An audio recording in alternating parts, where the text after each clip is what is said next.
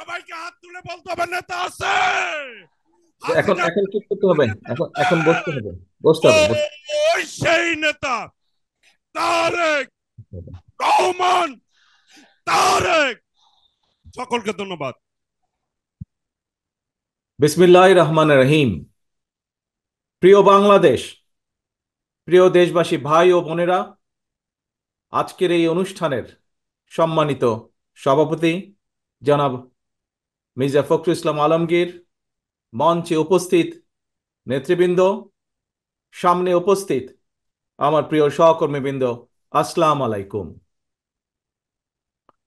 বাংলাদেশের বীর ছাত্র জনতা, নারী শিশু, কৃষক, শ্রমিক, সকল শ্রেণী পেশার মানুষ, সর্বস্তরের জনগণ বিশ্বকে দেখিয়ে দিয়েছে বাংলাদেশের জনগণ বন্দুকের সামনে বুক পেতে দিতে রাজি, তবুও তারা স্বৈর শাসনকে মেনে নিতে রাজি নয়।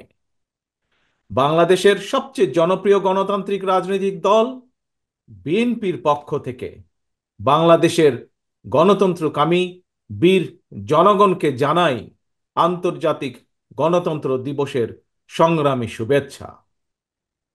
প্রিয় ভাই বোনেরা, গণতন্ত্র প্রতিষ্ঠার সংগ্রামে শহীদী মৃত্যুবরণ করেছেন যারা, আহত হয়েছেন যারা, হাত পা চোখ হারিয়ে চিরতরে পঙ্গুত্ব বরণ করেছেন, দেশের গণতান্ত্রিকামী জনগণ আজীবন তাদের এই আত্মত্যাগ এবং অবদান শ্রদ্ধার সঙ্গে স্মরণ করবেন। হতাহতদের প্রতিটি পরিবারের প্রতি অবশ্যই রাষ্ট্র তার যথাযথ দায়িত্ব পালন করবে বলে আমরা বিশ্বাস করি। লাখো শহীদের বিনিময়ে অর্জিত স্বাধীন গণতান্ত্রিক বাংলাদেশের রাষ্ট্র, রাজনীতি, শাসন প্রশাসন হওয়ার কথা ছিল government of the people, by the people, for the people. অথচ গত 15 বছর বাংলাদেশে মাফিয়া শাসন চালু করা হয়েছিল। দেশে বিদেশে পলাতক স্বৈরাচার বিনা ভোটের সেই সরকারের পরিচয় হয়ে উঠেছিল government of the mafia, by the mafia, for the mafia. প্রিয় দেশবাসী, এই মাফিয়া চক্র দেশকে সর্বক্ষেত্রে ভঙ্গুর করে দিয়েছিল। দেশকে সম্পূর্ণ আমদানি নির্ভর, ঋণ নির্ভর এবং পরনির্ভরশীল রাষ্ট্রে পরিণত করেছিল। মাফিয়া চক্র দেশের ব্যাংকগুলোকে পর্যন্ত দেউলিয়া করে দিয়েছিল। গত 1.5 দশকে দেশ থেকে প্রায় 17 লক্ষ কোটি টাকারও বেশি পাচার হয়ে করে দিয়েছে এরা।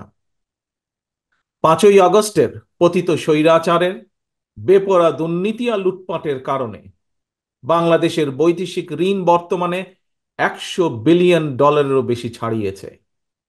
বাংলাদেশে আজ যে শিশুটি জন্ম নিয়েছে কোনো কারণ ছাড়াই, সেই নিষ্পাপ শিশুটিরও মাথাপিছু ঋণ কমপক্ষে 1.5 লক্ষ টাকা। প্রিয় ভাই বোনেরা, মাফিয়া চক্র দেশকে শুধু অর্থনৈতিকভাবেই ভঙ্গুর করে দেয়নি, দেশের আর্থ সামাজিক সাংস্কৃতিক এবং রাজনৈতিক রীতিনীতিকেও ধ্বংস করে দিয়েছে। প্রতিটি সাংবিধানিক এবং বিধিবদ্ধ প্রতিষ্ঠান অকার্যকর করে ফেলা হয়েছিল। খোদ বিচার বিভাগকেই ফ্যাসিবাদের সূতিকাগারে পরিণত করা হয়েছিল। একটি রাষ্ট্র কতটা সভ্য এবং গণতান্ত্রিক সেটি দেশের আইন শৃঙ্খলা বাহিনীর আচরণে স্পষ্ট হয়ে ওঠে। কিন্তু মাফিয়া চক্র দলীয় স্বার্থে ব্যবহার করতে গিয়ে দেশের আইন শৃঙ্খলা বাহিনীকেও সম্পূর্ণ বিপর্যস্ত করে দিয়েছে। গণতন্ত্রকামী প্রিয় ভাই ও বোনেরা, অন্যায়, অনিয়ম আর অরাজকতার বিরুদ্ধে গণবিস্ফোরণে মাফিয়া চক্রের প্রধান দেশ ছেড়ে পালানোর পর দেশে মাফিয়া শাসন শোষণের অবসান ঘটেছে।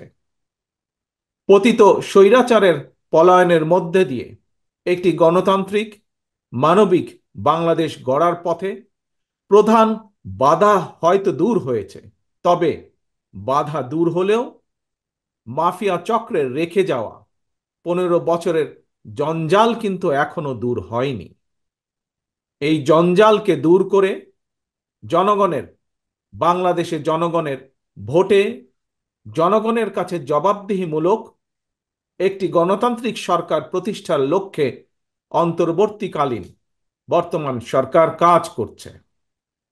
তবে মাফিয়া চক্রের প্রধান দেশ ছেড়ে পালালেও মাফিয়া চক্রের বেনিফিশিয়ারি অপশক্তি প্রশাসনের ভেতরে থেকে কিংবা রাজনীতির ছদ্মবরণে অন্তর্বর্তীকালীন সরকারকে চ্যালেঞ্জ ছুড়ে দেওয়ার অপচেষ্টা কিন্তু অব্যাহত রেখেছে। প্রিয় দেশবাসী, ভাই ও বোনেরা, বর্তমান অন্তর্বর্তীকালীন সরকার হাজারো শহীদের রক্তের বিনিময় লক্ষ কোটি জনতার গণ অভ্যুত্থানের ফসল।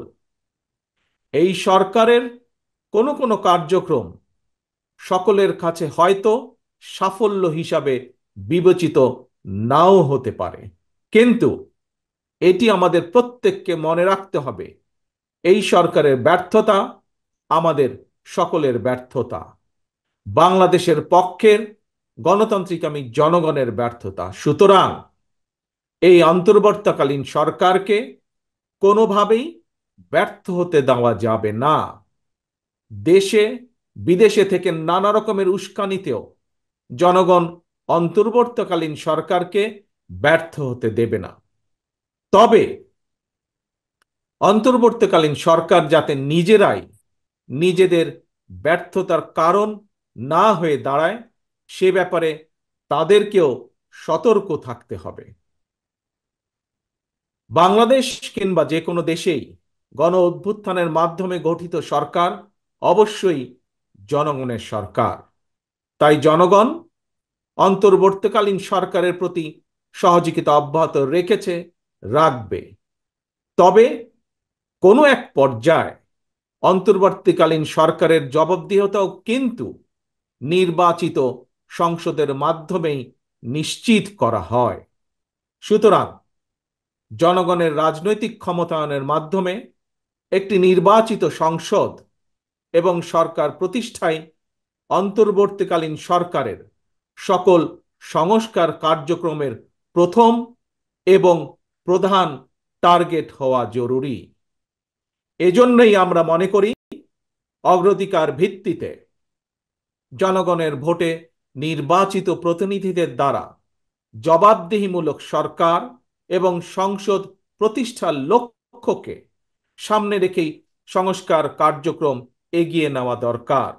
কারণ জনগণের রাজনৈতিক ক্ষমতায়ন ছাড়া, সংস্কার কার্যক্রমে প্রক্রিয়ায় জনগণের সরাসরি সম্পৃক্ততা ছাড়া উন্নয়ন, গণতন্ত্র কিংবা সংস্কার কোনোটিকেই টেকসই এবং কার্যকর হয় না।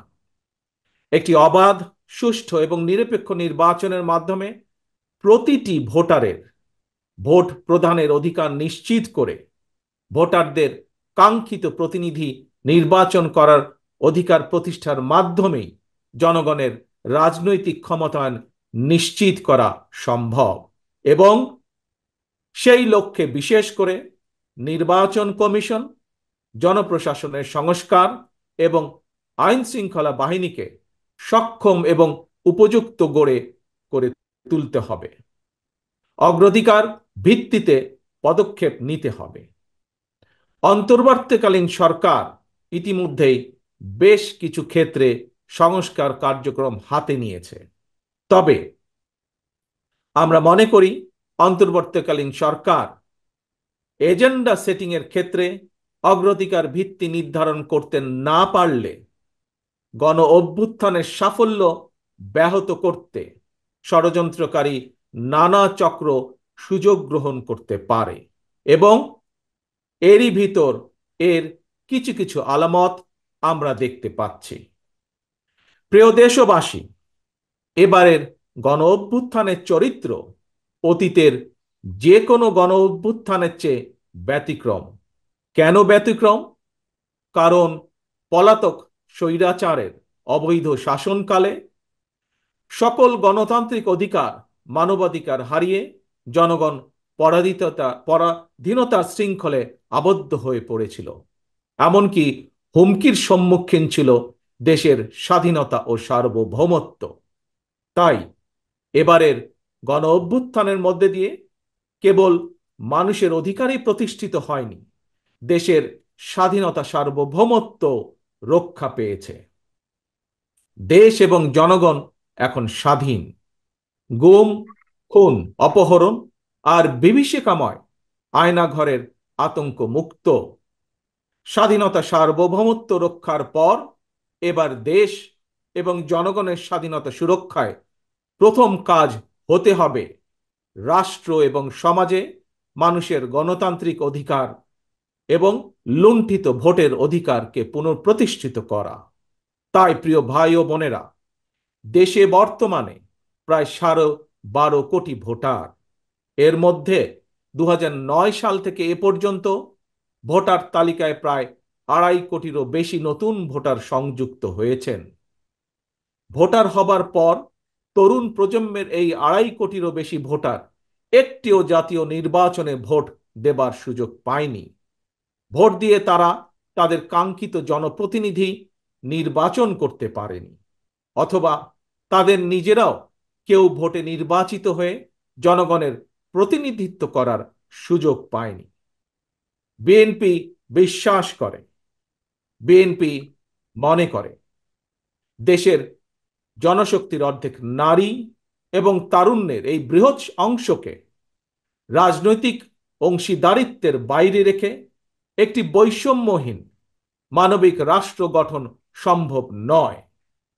সংবিধান কিংবা প্রবিধানে যাই থাকুক, জনগণের রাজনৈতিক এবং অর্থনৈতিক ক্ষমতায়ন নিশ্চিত করা না গেলে, সংস্কার প্রক্রিয়ায় জনগণকে সম্পৃক্ত করা না গেলে শেষ পর্যন্ত কোনো সংস্কার কার্যক্রমেরই কার্যকরী ফল পাওয়া যাবে না। প্রিয় দেশবাসী, ভাই ও বোনেরা, রাষ্ট্র, রাজনীতি এবং রাজনৈতিক দল হিসেবে বিএনপি দলীয় রাজনৈতিক কার্যক্রম সংস্কারের লক্ষ্যে প্রথমে 2022, পরবর্তীতে 2023 সালে বাংলাদেশের পক্ষের গণতান্ত্রিক রাজনৈতিক দলগুলোর প্রতিনিধিদের উপস্থিতিতে 31 দফা কর্মসূচি ঘোষণা করেছিল। তবে ঘোষিত 31 দফাই শেষ কথা নয়। বিএনপি মনে করে রাষ্ট্র কিংবা রাজনীতি সকল ক্ষেত্রেই সংস্কার কার্যক্রম একটি ধারাবাহিক এবং চলমান প্রক্রিয়া। সুতরাং রাষ্ট্র এবং রাজনীতি সংস্কারে বিএনপি ঘোষিত 31 দফা সংস্কার কর্মসূচির আরও প্রয়োজনীয় পরিবর্তন পরিমার্জনকেও বিএনপি স্বাগত জানায়। এমনকি কেউ যদি মনে করেন একটি উন্নত এবং নিরাপদ বাংলাদেশের জন্য আরও নতুন রাজনৈতিক দলের প্রয়োজন রয়েছে, তাতেও দোষের কিছু নেই। কারণ শেষ পর্যন্ত জনগণই চূড়ান্ত সিদ্ধান্ত নেবে। জনগণ কাকে সমর্থন জানাবে কিংবা কাকে সমর্থন দেবে না, এটি তাদেরই চূড়ান্ত বিষয়। এ কারণেই বিএনপি বরাবর জনগণের ভোটের অধিকারের উপর জোর দিয়েছে। বিএনপি মনে করে একমাত্র অবাধ, সুষ্ঠু নির্বাচনের মাধ্যমেই রাষ্ট্র, রাজনীতি এবং রাজনৈতিক বন্দোবস্তের সঙ্গে জনগণের প্রত্যক্ষ অংশদারিত্ব তৈরি হয়। গণতান্ত্রিক আমি প্রিয় ভাই ও বোনেরা, গণ অভ্যুত্থান কিংবা সংস্কার কার্যক্রম নিয়ে রাজনীতির মাঠে নানা রকম কথা হচ্ছে। গণতান্ত্রিক রাজনীতিতে এটি একটি স্বাভাবিক এবং গ্রহণযোগ্য রীতি। প্রত্যেকেই তাদের নিজ নিজ দৃষ্টিভঙ্গি প্রকাশ করবেন, এটিই স্বাভাবিক। এই নিয়ে বিচলিত হওয়ার কোনোই কিছু নেই। একজন রাজনৈতিক কর্মী হিসাবে আমি বিশ্বাস করি ফৌজদারি অপরাধের বিচার যেমন বিচারিক আদালতে হয়, ঠিক তেমনি রাজনৈতিক কর্মকাণ্ড কিংবা রাজনৈতিক আচরণের বিচার হয় জনগণের আদালতে। আমি আগেও বলেছি, আজ আবারও আপনাদের সামনে বলতে চাই, ক্ষমতার পরিবর্তন মানে শুধু রাষ্ট্র ক্ষমতার হাত বদল নয়। ক্ষমতার পরিবর্তন মানে রাষ্ট্র এবং রাজনীতির গুণগত পরিবর্তন। তাই প্রতিটি রাজনৈতিক নেতাকর্মীর মনে রাখা প্রয়োজন, রাজনীতির গুণ পরিবর্তনের জন্য রাজনৈতিক দলের নেতাকর্মীদের আচার আচরণেও গুণগত পরিবর্তন জরুরি। সুতরাং আমার আহ্বান, কোনো প্রলোভন কিংবা উস্কানিতে বিভ্রান্ত না হয়ে জ্ঞানভিত্তিক রাষ্ট্র এবং সমাজের নেতৃত্ব দানের জন্য নিজেদেরকে প্রস্তুত করুন। গণতান্ত্রিক আমি প্রিয় ভাই ও বোনেরা, হাজারো শহীদের রত্ন স্নাত এই রাজপথে আজ আপনাদের এই স্বতঃস্ফূর্ত উপস্থিতির অর্থ জনগণের কাঙ্ক্ষিত বৈষম্যহীন বাংলাদেশ গড়ার এই যাত্রা পথে বাংলাদেশের পক্ষের শক্তিকে আরো কিছু পথ পাড়ি দিতে হবে। তবে সেই পথ অবশ্যই নয় সন্ত্রাস, সংঘর্ষ, প্রতিশোধ কিংবা প্রতিহিংসার, বরং সেই পথ হবে ধৈর্য, সহনশীলতা এবং সমঝোতা। প্রিয় ভাই বোনেরা, সবশেষে বলতে চাই, সংস্কার কার্যক্রমের পথ ধরে নির্বাচনী রোড ম্যাপে উঠবে আমাদের প্রিয় বাংলাদেশ। সুতরাং আসুন আমরা সবাই কাজের মাধ্যমে জনগণের বিশ্বাস, জনগণের ভালোবাসা অর্জন করি, জনগণকে সঙ্গে রাখি, জনগণের সঙ্গে থাকি। আল্লাহ হাফেজ। বাংলাদেশ জিন্দাবাদ। বাংলাদেশ জাতীয়তাবাদী দল জিন্দাবাদ।